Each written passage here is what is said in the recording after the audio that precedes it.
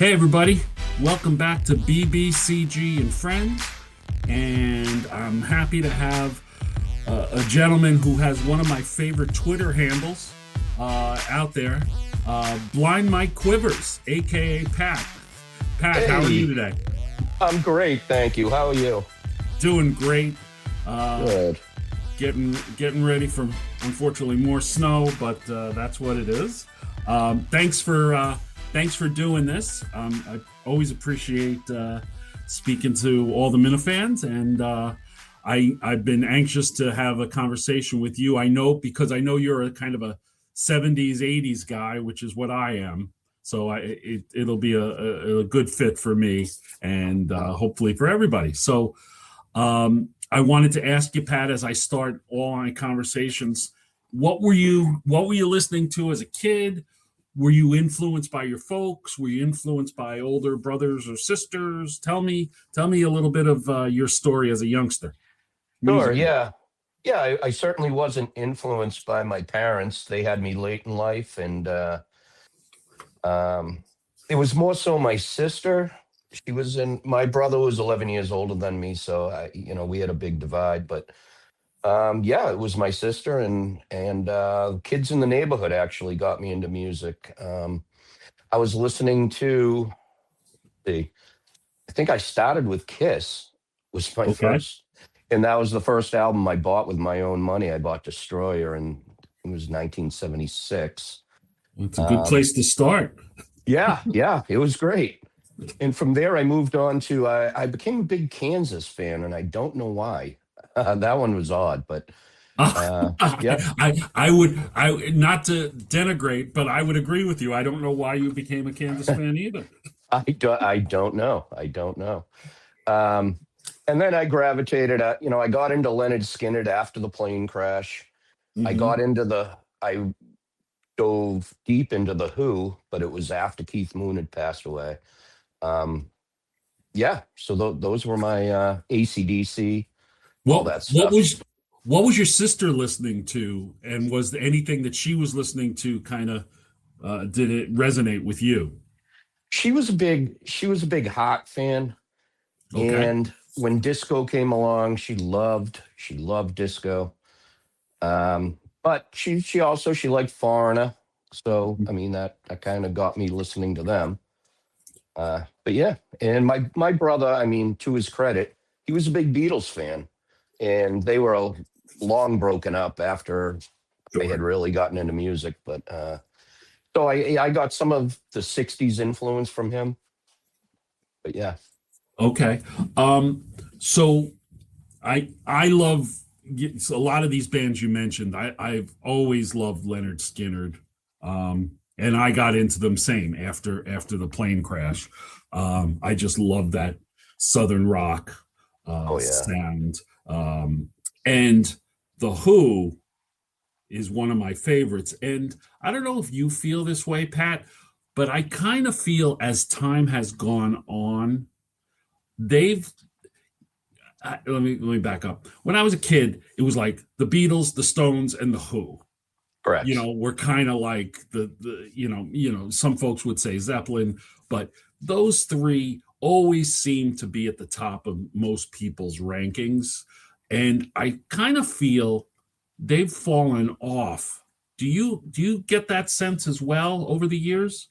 I do, and I think part of it might be that they've continued without their rhythm section where the Rolling Stones, they lost Bill Wyman and they lost Charlie Watts. For some reason they're not held, quote unquote, accountable like the Who's been held. I mean, Pete Townsend and Roger Daltrey has built this big, I mean, they have brass now. They built this big band, and I've seen them since, and they're still fantastic. But yeah, for some reason they don't hold up. I mean, Led Zeppelin called it quits after Bonham, and they're considered, the peak of the mountain. Yeah, And I think they've gotten more popular in some respects or more respected. I don't I don't think they were ever like a critical darling. I think they were more of a fans band, but I think over the years, people have come to respect their catalog more than when it was actually happening. No, I agree with that. I mean, their reviews of their early albums were awful. Mm. Did But you ever get it? Did you ever get a chance to see Pete Townsend solo? I did. I Where did. did you Yep. tell me about that? Because I saw him once and I loved it. I saw him once, I think once as well. It was on the Psycho Derelict tour. It Hmm. was in Mansfield, Mass. And it was the greatest show because of technical difficulties. Everything was started to break down on him because that was a very technical album and a lot of mixing and all that. And he was going off on the road crew. He was so frustrated to the point where he just did like a 90-minute set of Who songs and his earlier solo stuff. So his intention was to do the whole Psychodelic album, and it just didn't work out. I loved it. And so that album came out in like 93, I think. Yeah, yeah, So was that when you saw it? yeah. It was that tour, Yeah. 93, 94. Yep. I saw him in New York City at a tiny place called the Supper Club in like 96 or 97. Mm. And I forget what album he was promoting, but I just loved it. I love his solo work, Let My Love Open the Door and Rough Boys, and he does one of my favorite covers. He does Save It for Later by the Oh, English Beat, yeah.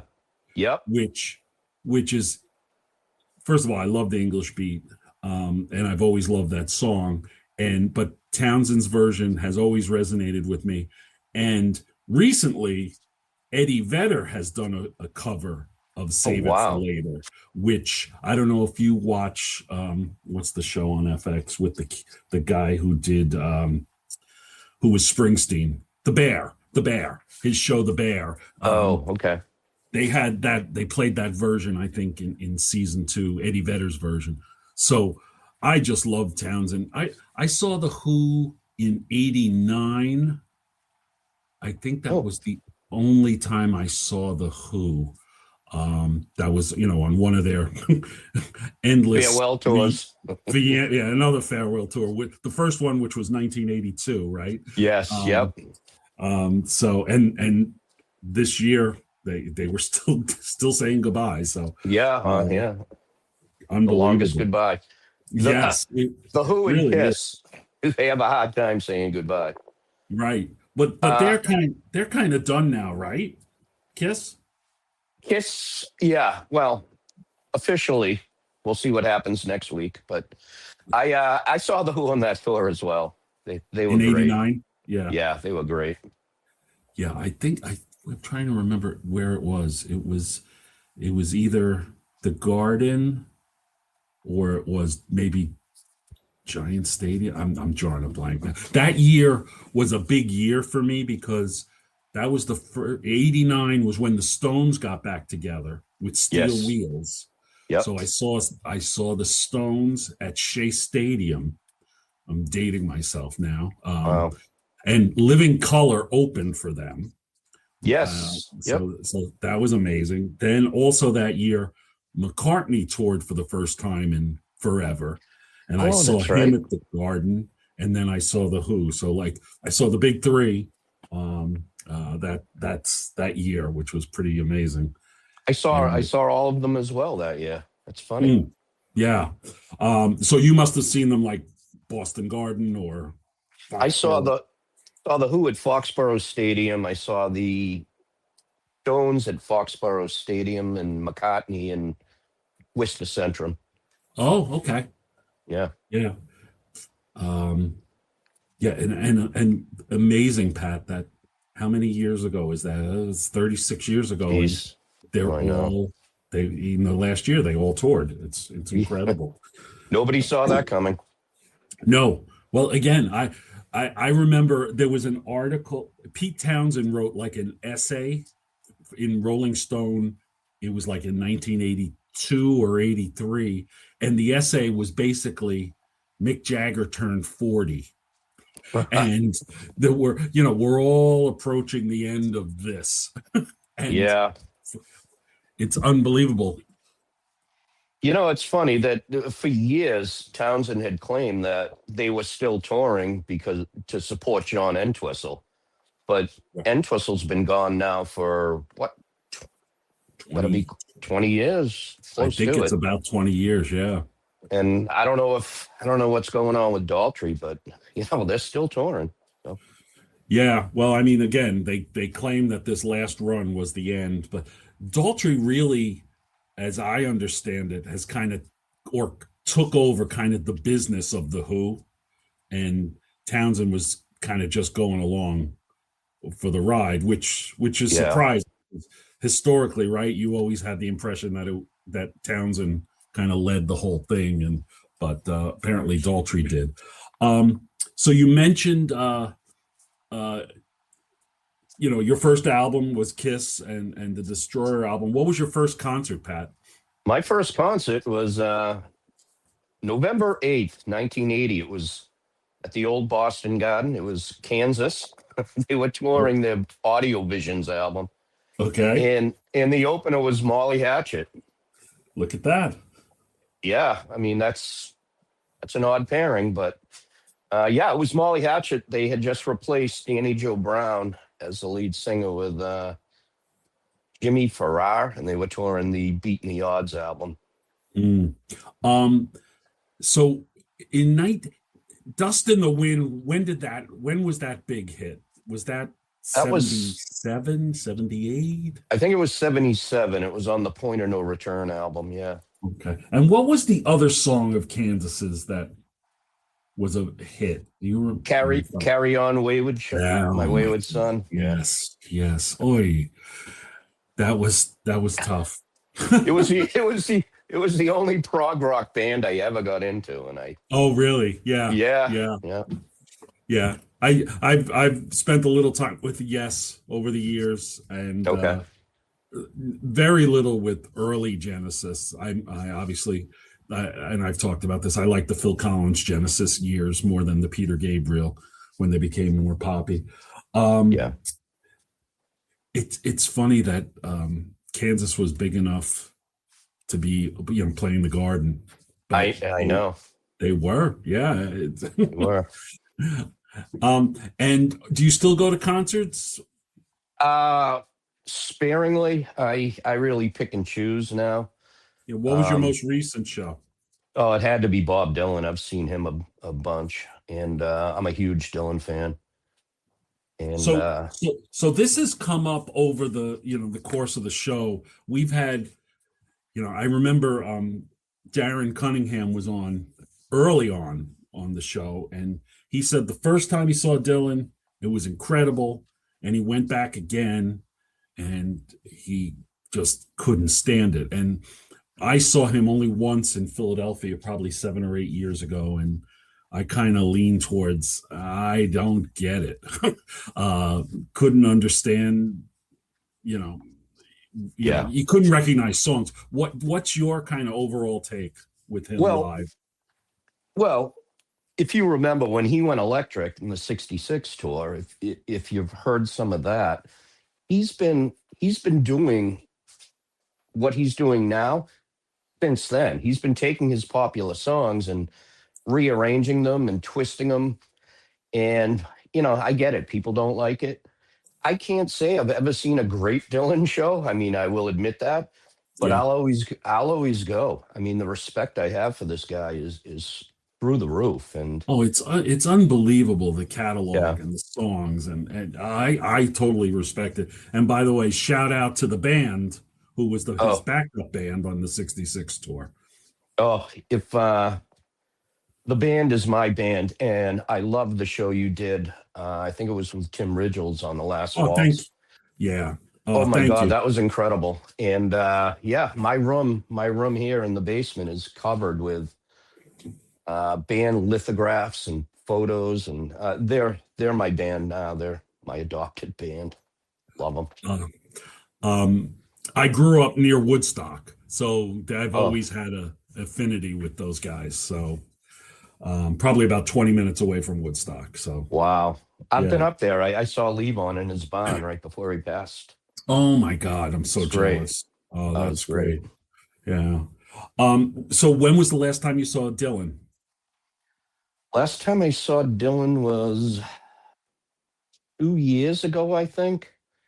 I think he's been on this tour since, well, The since the COVID. Rough and Yeah, Rowdy Ways tour. Yeah. rough and rowdy ways since the beginning of COVID or right after COVID.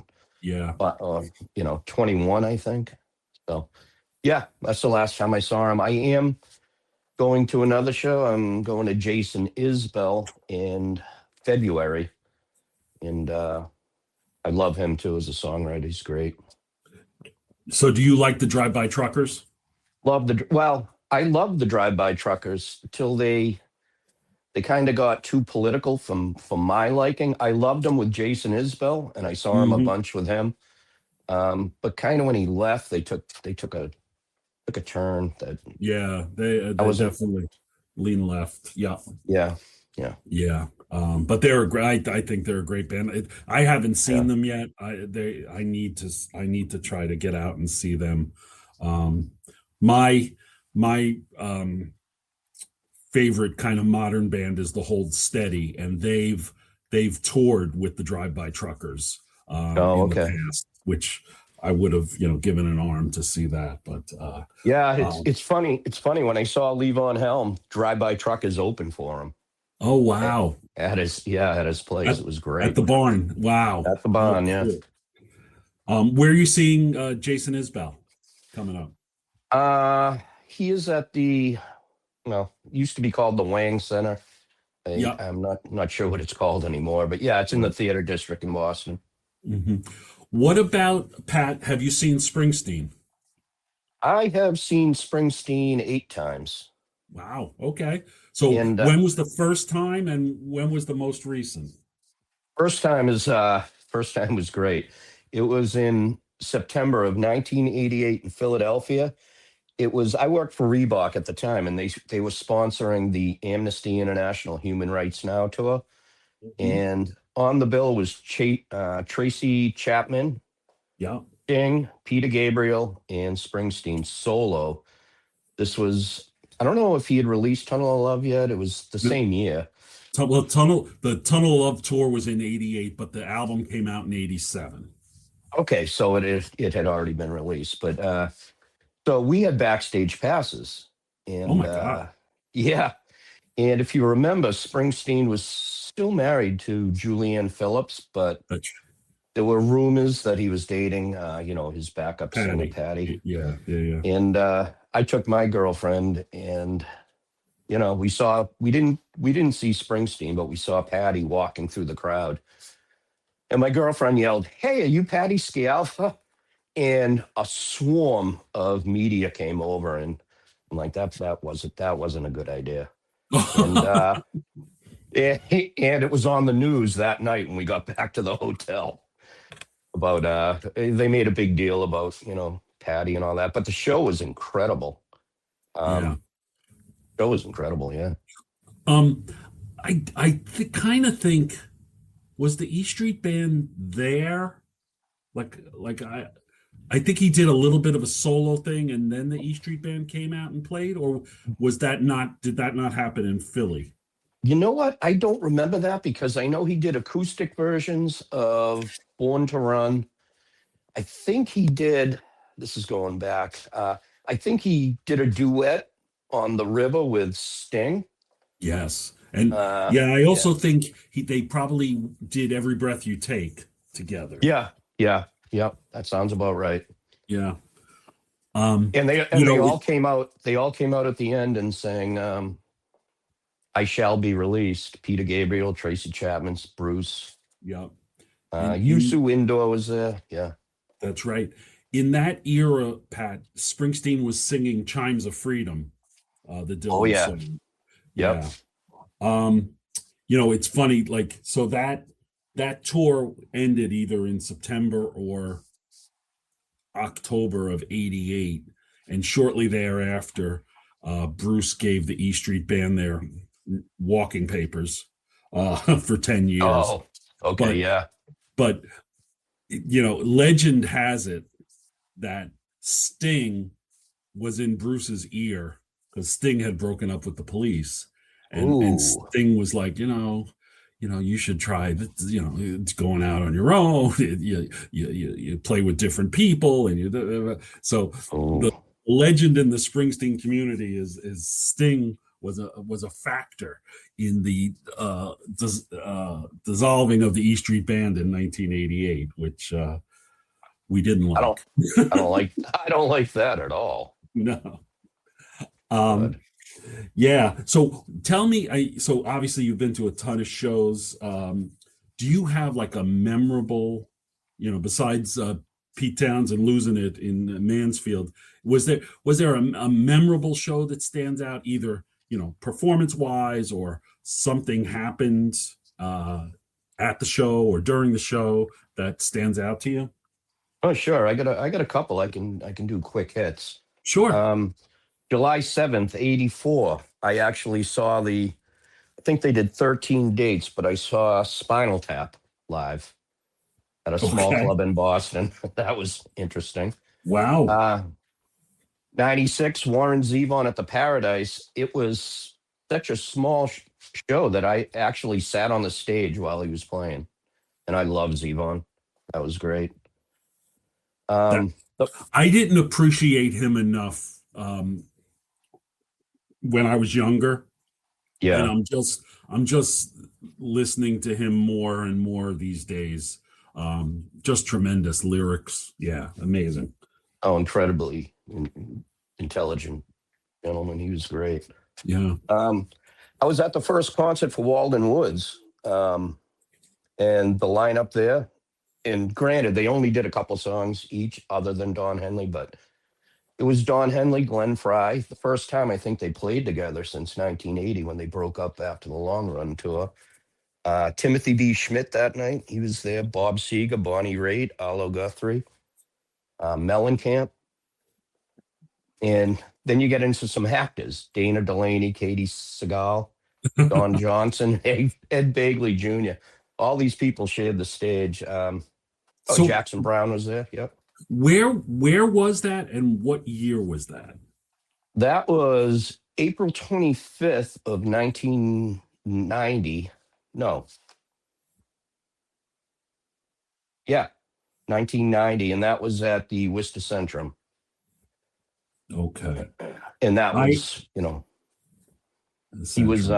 he was championing the Walden Pond project, Yeah. Because Henry I'm David Thoreau. asking, I'm asking because I saw a show, it might have been 90 or 91, way out at the east end of Long Island.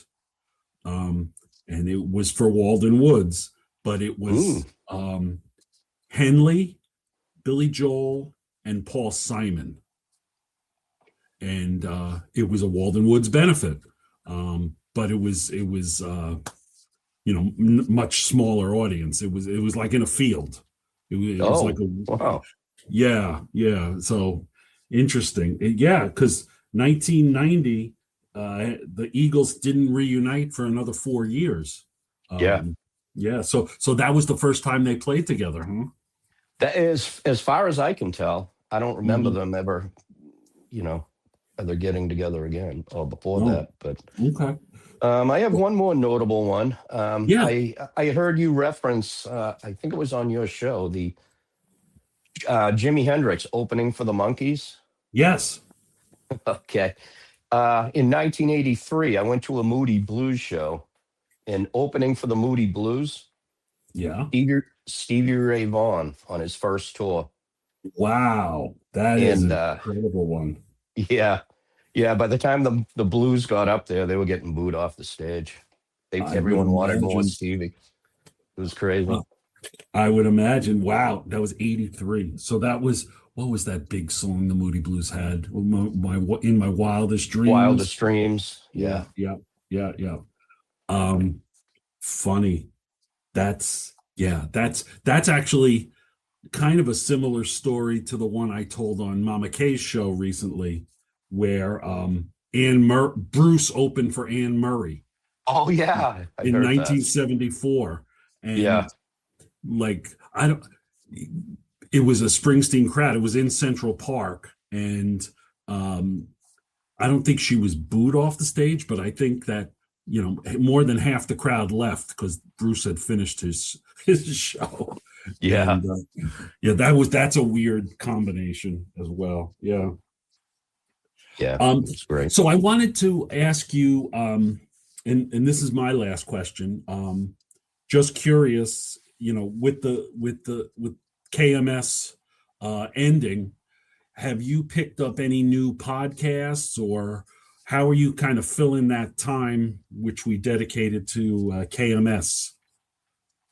Well, I do enjoy the Disgraceland podcast. I don't know if you're familiar with that. I've It's heard like of it. What is it? it's true crime within the music community. Okay. Jim Gordon, for instance, he was the drummer for the Derek and the Dominoes. It's a wild story. It's too long to get into, but Mhm. there's some really interesting stuff. He's done episodes on the Rolling Stones, the Who, Led Zeppelin, all the heavy hitters, and Oh, I got it's to pretty check this interesting. out. Yeah. Yeah, it's great. It's great. Um, I've been following some Barstool stuff. The movie podcasts they do because I enjoy Chris Clemmer. I do. Uh, He's you a know, character. Yeah. he is a character. Other than that, I dove deep into the Karen Reed thing, and that consumed my life for 2.5 years. Yeah. I listened to everything around that, and Yeah. yeah. I stay away from that. Hey, one podcast I would point you towards is something called Rock Docs, DOCS. Oh, I Oh, think I might subscribe to that. yeah, that's they just give reviews and talk about music documentaries. Um, Oh, perfect. yeah, so yeah, and there's a ton there. You can go back and it's been on for a bunch of years now, but that one I've been going back a little bit on Rock Doc, so that would be the one I would suggest, especially to you. Um, Great, with your, thank you. yeah, yeah. So that's it. I think we're good. You got anything else you wanted to bring up, or are you all set? I don't think so. I think I've touched on quite a quite a bit, quite enough, and I Uh, really I really appreciate this. I love what you're doing, and I'll thank you. always listen. I appreciate it, and hopefully this is the last time that Kansas gets brought up on this show. I can't imagine it coming up again. Well, listen, thank you again for doing it, Pat. And as always, I want to thank Menners for his support, and of course Sure. Kurt for bringing us all together. We'll be Yes. talking to everybody soon. Have a great day. Thank you. Great. Thank you, BBCG. Bye.